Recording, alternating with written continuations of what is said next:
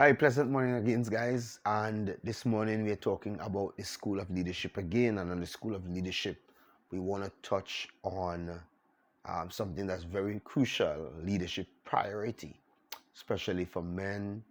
And we really want to focus on leadership among men, or men becoming leaders. My mentorship, the mentorship program we have is transforming youths into responsible leaders, right?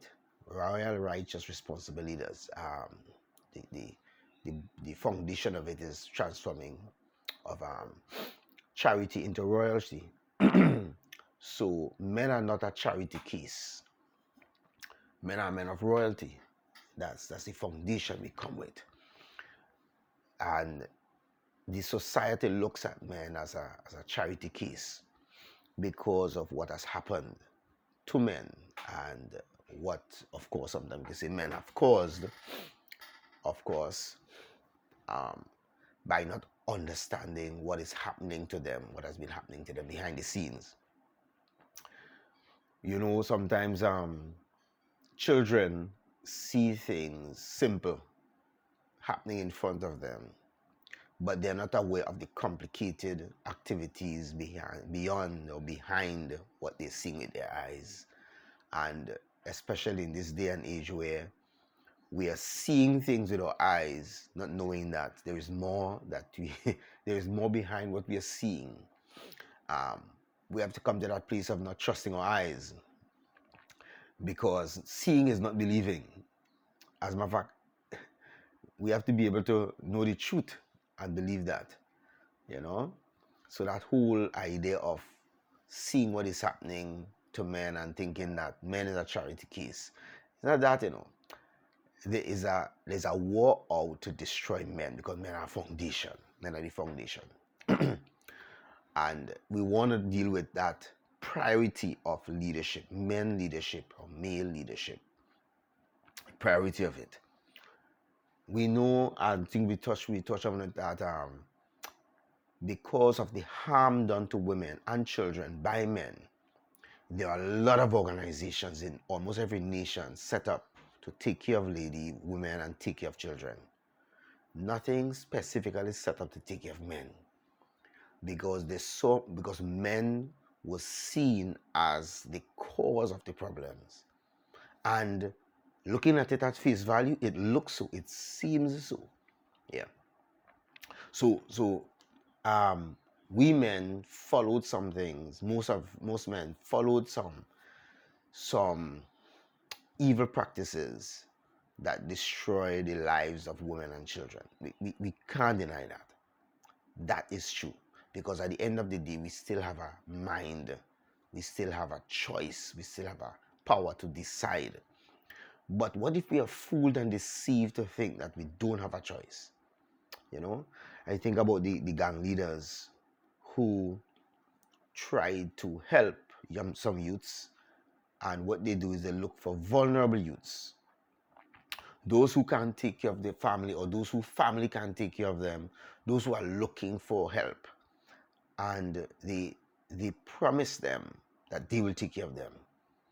But part of the package is you have to do whatever they want, or else you will die. That's the choice. And the youth, seeing his mother suffering or his sister suffering, will gravitate to something to help, because he might be going to check work. Maybe he might be a school dropout, which a lot of young men are. School dropout. He might be looking for work or trying to get help, and nobody's giving him a chance. Nobody's helping. And part of the problem could be his own attitude towards whoever is asking for help. It's possible he's cultured in a way where he wants to portray an image of strength, because that is not wrong. So he has to find a way to be strong. Have to figure out how to look strong, how to feel strong, how to project a strength that people wouldn't take advantage of him, because he saw his mother being taken advantage of. He saw maybe his sisters being taken advantage of. All right. And maybe he has little brothers also coming up, and he needs to show some strength, some responsibility. He needs to take over. And of course, everybody in that circle will blame, okay, because daddy or the daddies are not there to take responsibility, somebody has to stand up. And that youth could go to find a solution and end up where the solution is offered by someone of evil intent, right? That's very possible. And the logic or the reason the gang leaders give is, hey, I'm just trying to help the people here. If you all not doing it, meaning if somebody of authority not doing it, if somebody of stature, somebody else in the community is not doing it, I'm going to do it, right? I'm going to help them, right? But of course, we know that the package includes creating harm. That's the help that they're looking at. And these things are real in our lives because they weren't taught their identity as men. In fact, they weren't even taught their identity as human beings, much less men, male. They weren't even taught. So that's a big challenge we're having. Why this whole discussion and these videos have been done, because my World Solutions Foundation, transforming charity into royalty, leading men into righteous, responsible leaders, royal, righteous, responsible leaders. That whole idea that God gave is He saw the problem with men. All right, that is why we had the seminars in the past about training men how to interact with criminals or people who are disposed to crime or criminality by the men who are experienced in that area. So the problem we have now escalated because the focus was on taking care of the victims, the women and the children, not the persons creating the victims, not the cause of the problem. So if the society is saying the cause of the problem we're having with the ladies and with the children is men, the focus should have been, let's see what's happening. Let's help men and turn their lives around so that they could take care of the ladies and the children. No, what they did is that they put things in place to take care of the result of the problem, not the cause of the problem. So we are here dealing with the cause of the problem. This is what this is about. This is dealing with the cause, which is helping men. Well, we know that we know by now that everything, well, I'm not sure if I shared it before, but let me share it anyway. Everything that's happening in the physical first starts in the spiritual. It starts in a realm that you can't see. It starts in a place that you can't see. You can't see with your eyes. Remember I told about trusting your eyes? And that's a deception. The deception is seeing is believing. That's a deception. That's not real. In fact, right now with AI, you could actually see a man walking in a video, and in reality, the person can't walk. My wife showed me that recently. The person can't walk. The person is in a wheelchair. You could actually see somebody presenting something that they have no business in. As a matter of fact, even before that, we had people communicating with you on social media, and the person who's communicating with you is not the picture you're seeing. It's not what you're seeing. It might not even be the voice you're hearing. You have people's identity being stolen. You think you're talking to your friend and not knowing that you're communicating with somebody else that's not your friend, even though it's their profile. That's going on right now. Now you could be seeing the image of the person, your friend, seeing person sending messages on their profile, and it's not real. So seeing is not believing, right? So prioritizing leadership means bringing the people who are leaders, bringing the people to come to the place where they recognize the leadership and take action to make sure they become that. They become that leader they're supposed to. Where their focused attention is on, I need to become who I am, who I'm supposed to be. I need to become who I was created to be. I must do that. So the focused attention is a priority. As a matter of fact, the disciples and Jesus had this wonderful relationship where they could they don't need to hide anything. They could just say what's on their mind, you know. And I remember they were discussing in Mark chapter 4 they were discussing about who's the greatest and all these different things, right? As a matter of fact, in one scenario where the mother of two of them came and said, "Hey, I want your my sons to sit on your right hand and left in your kingdom." You know, and all these things they're trying to find who's the greatest, who's the best, who's having more authority, more power. You know, this is after they went out and they experienced power by dealing with sickness, illnesses, problems in the society, spiritual issues in the society. Jesus sent them out and they dealt with and they experienced what it is like to be powerful, to be in charge, to be in control, to dominate, right? And here they're looking now, they have all of that, and they're still looking at position. I mean, typical, right? And Jesus had to give them a little guidance. In this Mark 9:35, there he said, "Whoever wants to be great among you must be servant of all." Right? As a matter of fact, that's so profound that in business, the person who serves the most clients becomes greater, becomes the greatest in the industry, right? Similar. The person who serves the most in the house becomes the leader of the house. Now, it's not shown a lot of times like that because we hire servants, maids, butlers, different people to serve us, but they're not in charge. So that's the other side of it where you see somebody who is not is serving everybody else, but they are the least in the house or in the industry. It looks so a lot of times.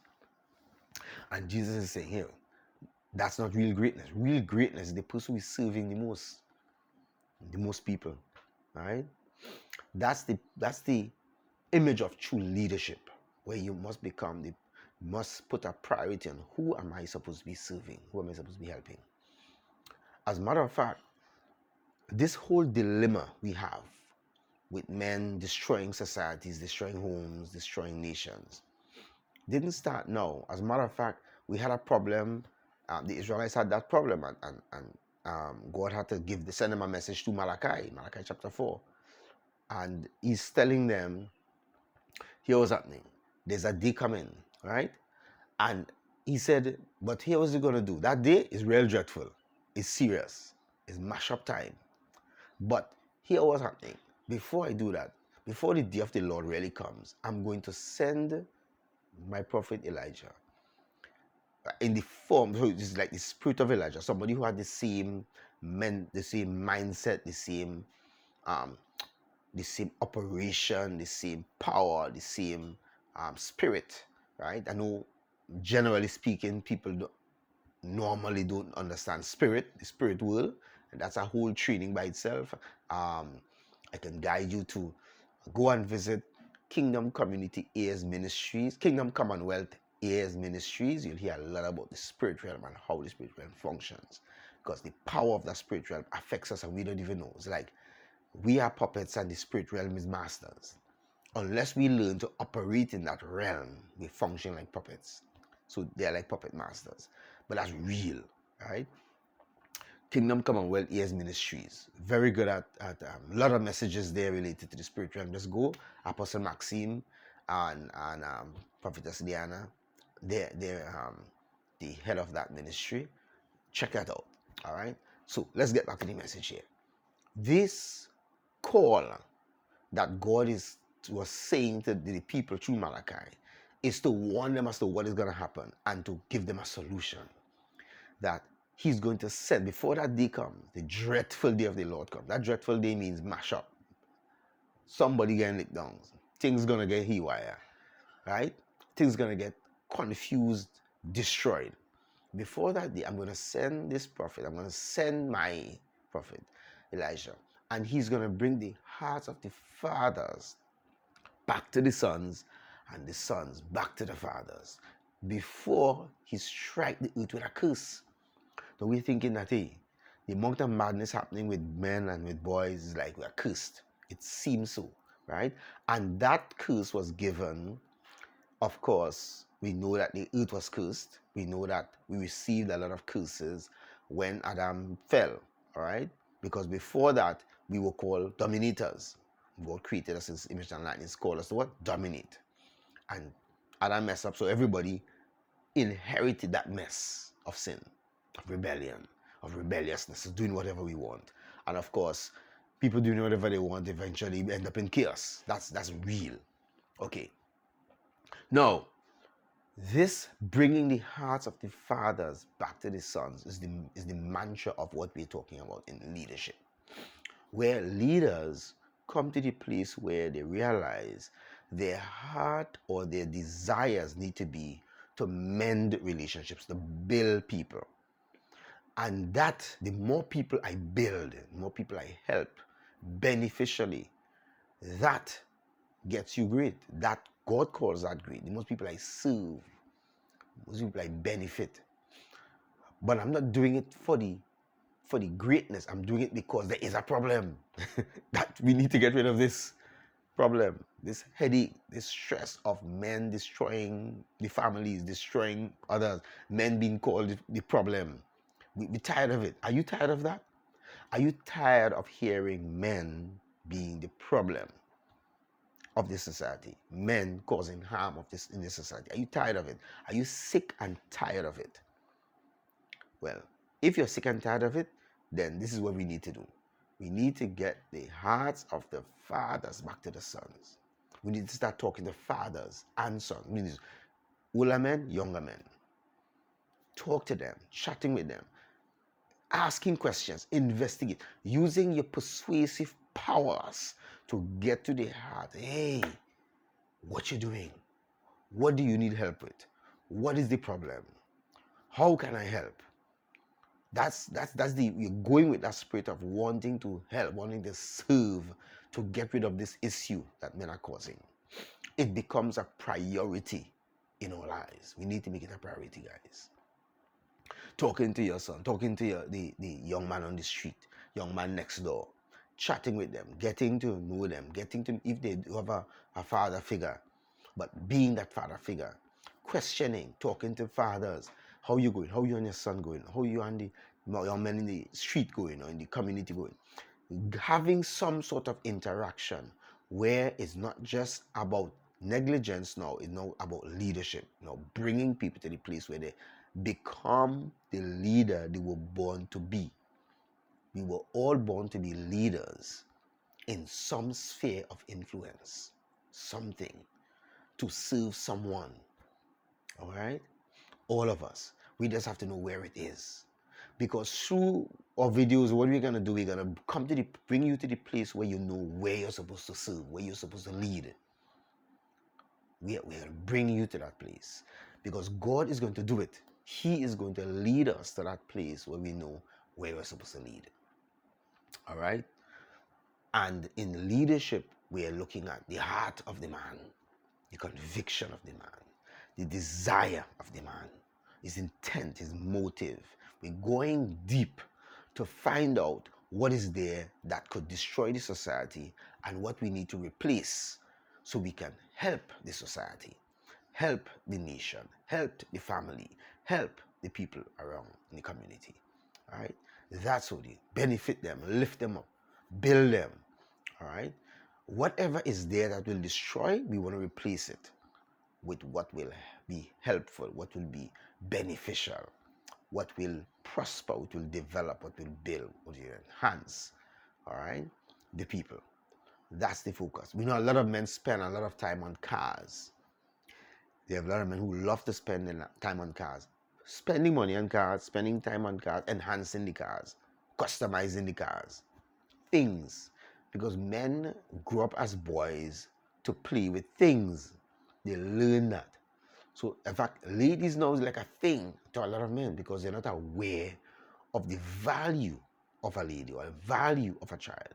That is why they could run away. As I said, yes, I went through that where, yes, my father gave me away to some family, gave my two sisters away to another family and left. Never looked back, right? So that is a challenge. And when he did come to visit, I was 19 years, I was working, finished school, working and everything. And he came because, and he found out about me. Somebody told him about me, about what I was doing in terms of my profession in technology. Right? Because I asked him, how you knew where to find me, or how you know whatever. They told me, yes, there's actually, they told him, there's actually technology, man. That's how he found me, right? But that I could, what do you call, duplicate that because of what I go through in my family. I could duplicate that if I don't recognize, wait a minute, the same way how my father left, when I feel stressed out or challenged by issues in my family, I could do the same thing my father did, which is leave. And some men sometimes, we may not leave physically, but we might need leave mentally or emotionally. In other words, we disconnect. We are there physically, but we are not there. Our minds are not on the family, not taking care of them or helping them. That is very possible too. So the heart of the man is not with his family, with the people. That is very, very real. And we want to change all of that. Where the heart, not just your present physically, but your heart is with them, for them. You're looking for ways and means to benefit them, to help them, to build them, to keep them safe, to grow them up, to point them in the right future, you know? And this priority of leadership is something that more people need to talk about, not only in politics, in government, or in business, in companies, but in family life, in community life, in friendships, in relationships, right? We need to deal with that priority of leading people, or leading the cause, so that the cause, the operation, what needs to happen becomes real. So it's not about just leading a family, but it's leading a righteous family, it's leading a royal family, it's leading a responsible family, it's helping the family to become responsible, it's helping the family to become royal, confident, um, people of identity who know who they are and where they belong, what they're supposed to be doing. People who take up responsibilities to get things done, initiative, get in places and see a problem and, okay, let me deal with this, not waiting for everybody else to do it. All right? Righteous leaders who have a stand. They have a standard that God has set, and say, see, that standard God set, that's my standard. Going with the standard that God has set for me as a man, as a person, as a human being.